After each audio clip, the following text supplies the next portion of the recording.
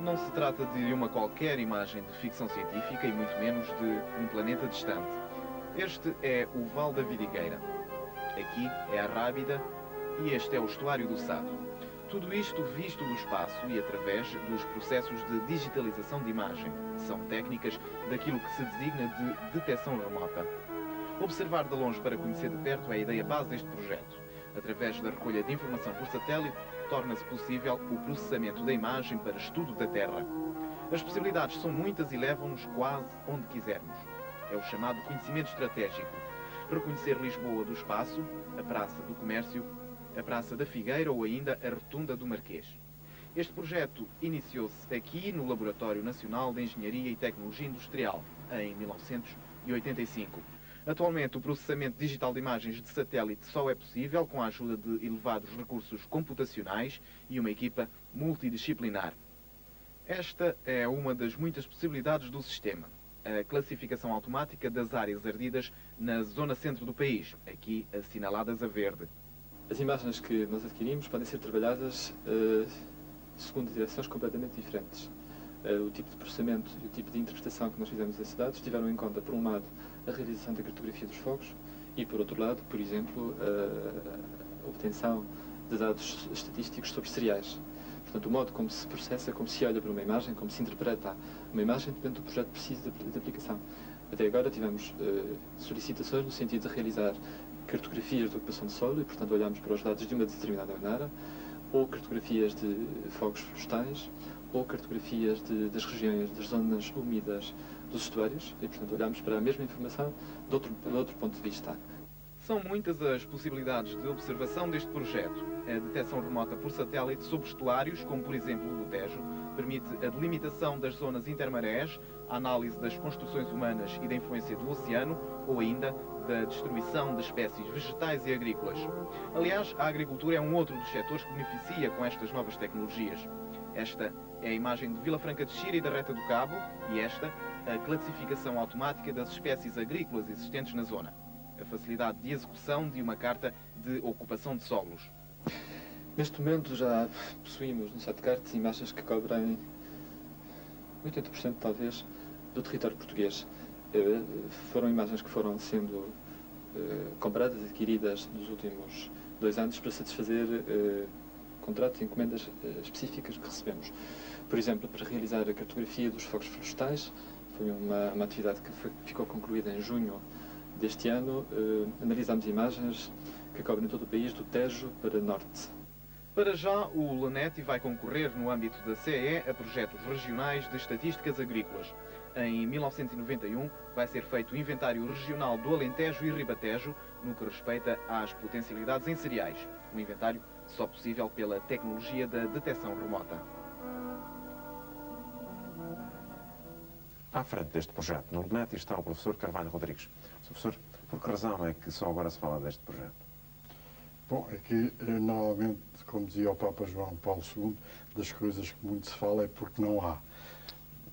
Quando se fala muito de paz é porque não há paz. De modo que, ao falar só agora no projeto, é quando ele tem resultados concretos, e estamos pela primeira vez, há uns 4, 5 anos a esta parte, em condições de transformar informação que vem dos satélites em conhecimento estratégico. Pode-se dizer que hoje em dia se conhece o subsolo português todo? O subsolo e o solo e as aplicações do solo e as suas potencialidades, e também nas zonas urbanas, tudo o que tem a ver com, inclusive, o estrangulamento de tráfego, o estado das povoações. Portanto, já não há segredos para ninguém? Suponho que de maneira alguma já hoje à superfície, e mesmo até qualquer coisa como 15 metros abaixo do solo, é impossível esconder. É o limite, 15 metros. 15 metros numa zona não molhada será o limite para satélites, especialmente equipados com radar. Quem são os vossos principais clientes deste tipo de coisa? A agricultura é, de facto, o grande cliente, porque se trata Mas a de saber a fala da ocupação dos agricultura, solos. fala de organismos oficiais ou fala de entidades privadas? Entidades privadas também. Trata-se de fazer, por exemplo, cadastro, conhecimento exato do que são as potencialidades do solo e qual a ocupação agrícola que em determinados momentos existe. E também outra coisa bastante importante, que é a detecção antecipada de doenças que possam acontecer em espécies agrícolas. Portanto, é possível já determinar isso? É possível já determinar isso. Mas a sofisticação de meios, então, é enorme. A sofisticação é muito grande e, especialmente, eu devo dizer, para responder cabalmente à primeira pergunta que me fez, a parte mais difícil de um programa destes reside no facto de consolidar, em termos científicos e técnicos, uma equipa para manusear esta transformação que é passar de informação a conhecimento estratégico. Quantas pessoas é que sabem fazer isto em Portugal? A nossa equipa são à volta de 10 pessoas. Portanto, Portugal, nesse aspecto, está dependente de 10 pessoas. Já não é mau. Valem ouro. Valem ouro. Muito obrigado por obrigado. aqui ter estado. É tempo de secreto que se preze que não faça uso de equipamentos altamente sofisticados. Aquilo que se julgava ser possível apenas nos filmes de James Bond é hoje realidade. No próprio teatro de guerra, isso tem sido comprovado. É esta a aplicação que as tropas norte-americanas estão a fazer no deserto. O GPS só foi distribuído em outubro de 1990. É mais um dos muitos exemplos que confirmam o avanço tecnológico vindo dos laboratórios militares. A indústria de armamento é um dos maiores clientes dos projetos de investigação nas chamadas áreas de ponta do conhecimento científico, sejam elas a microeletrónica, a física ou a informática. Muitos dos conhecimentos científicos que levaram o homem ao espaço tiveram origem nos estudos dos cientistas que nos anos 40 chegaram à versão da bomba voadora V2. Mas uma arma de guerra pretende-se o mais eficaz possível e porque um novo comando eletrónico pode fazer a diferença na supremacia militar, as grandes potências mundiais investem bilhões de dólares em projetos de desenvolvimento tecnológico. Neste momento, o conflito do Golfo põe em evidência a supremacia tecnológica das forças aliadas, mas mais do que isso, pretende justificar alguns dos avultados e polémicos investimentos norte-americanos em projetos militares. Mas qual a tecnologia de ponta que está a ser utilizada contra Saddam Hussein? Estes são os Apache, helicópteros de combate da última geração que, para além das suas capacidades de fogo, transportam alguma da tecnologia que há poucos anos fazia parte dos livros de ficção científica. O movimento da cabeça do piloto direciona o disparo do canhão rotativo do aparelho. É conhecido pelo olhar da morte. Basically, it points the gun for him. He just looks at the target, puts the crosshairs on the target and pulls the trigger. O piloto pode então detectar o alvo mesmo de noite. You can actually see whatever you're looking at outside, plus see the clear picture on this little lens here. O F-117, ou o bombardeiro invisível nos radares, é um projeto sucessor do dispendioso e abandonado bombardeiro A-12. O F-117 é o resultado dos mais recentes conhecimentos da física dos materiais. O A-6 foi especialmente concebido para atrapalhar e confundir os sistemas de comunicação inimigos. São as chamadas contramedidas eletrónicas, mais uma vez a última geração da microeletrónica. Esta guerra, a que já chamaram limpa, é feita de correntes de informação. Se saber mais, detectar primeiro e interceptar rapidamente são máximas que no conflito implicam quase perfeito controle das tecnologias de informação. Sejam elas radares sofisticados ou mísseis que lançam uma câmara vídeo sobre o território inimigo. A especialização do armamento é outra das tendências da tecnologia da guerra. Estas bombas são orientadas por laser para um alvo muito preciso e identificado por imagem. O míssil de cruzeiro americano Tomahawk é outra das vedetas da tecnologia ocidental.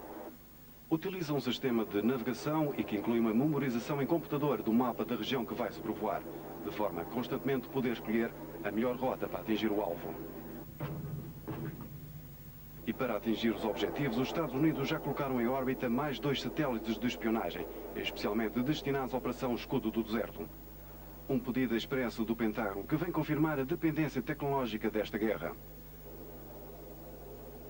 Já antes de se iniciar este conflito, o almirante soviético Sergei Gorskov vaticinava que a próxima guerra seria vencida pelo lado que melhor explorasse as ondas eletromagnéticas. Aplicações de laser e optoeletrónica na área da defesa são desenvolvimentos tecnológicos que dão um outro ar à guerra. Lasers aplicados a aviões, a visão noturna, a detecção remota e o processamento de imagens em tempo real. A importância está aí, à vista, nesta guerra do Golfo. Um contributo importante para o desenvolvimento tecnológico das indústrias de guerra é também dado por Portugal e nomeadamente pelo LUNETI, o Laboratório Nacional de Engenharia e Tecnologia Industrial. Houve quem já tivesse recebido um prémio pelas suas investigações neste campo. Chama-se Fernando Carvalho, que recebeu em San Diego, na Califórnia, o prémio anual da Associação Americana de Comunicações e Eletrónica do Exército. Avanço nos sistemas de comunicação, comando e controle a nível mundial. Dr. Fernando Carvalho, antes de mais nada, parabéns pelo prémio que recebeu. Permita-me perguntar-lhe isto. Com esse prémio, isso significa que Portugal também deu o seu contributo para a guerra? Boa noite, em primeiro lugar.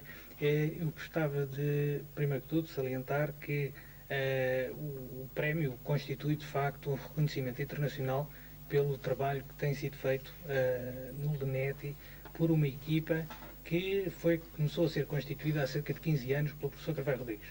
Atualmente, essa equipa trabalha em bastantes áreas relacionadas com os equipamentos que estão agora a ser utilizados no Golfo, nomeadamente sistemas laser aplicados. Portanto, algumas das experiências feitas em Portugal com esses equipamentos estão a ser agora aplicadas no terreno. Portugal tem capacidade científica e tecnológica para desenvolver os equipamentos que podem ser utilizados, de facto, no Golfo. E foi feito algum pedido expresso, nomeadamente por tropas americanas, para que o LNETI fizesse estes testes? Não. O desenvolvimento que o LNETI está a fazer tem sido, sobretudo, no âmbito de contratos com o Ministério da Defesa Nacional. O Ministério da Defesa Nacional estabeleceu com o LNETI vários contratos que são executados por equipas mistas, equipas que envolvem, por um lado, investigadores do LNETI, por outro lado, engenheiros da indústria nacional e, por outro lado, também, e com um papel bastante importante, oficiais dos vários ramos das Forças Armadas que participam na própria execução dos próprios. Mas isso significa que as Forças Armadas Portuguesas também já têm este equipamento sofisticadíssimo de que ouvimos falar agora? Isso significa que as Forças Armadas já têm em Portugal meios que permitem lidar com certa vontade com este tipo de equipamentos. Talvez fosse bom nós sabermos a este propósito a opinião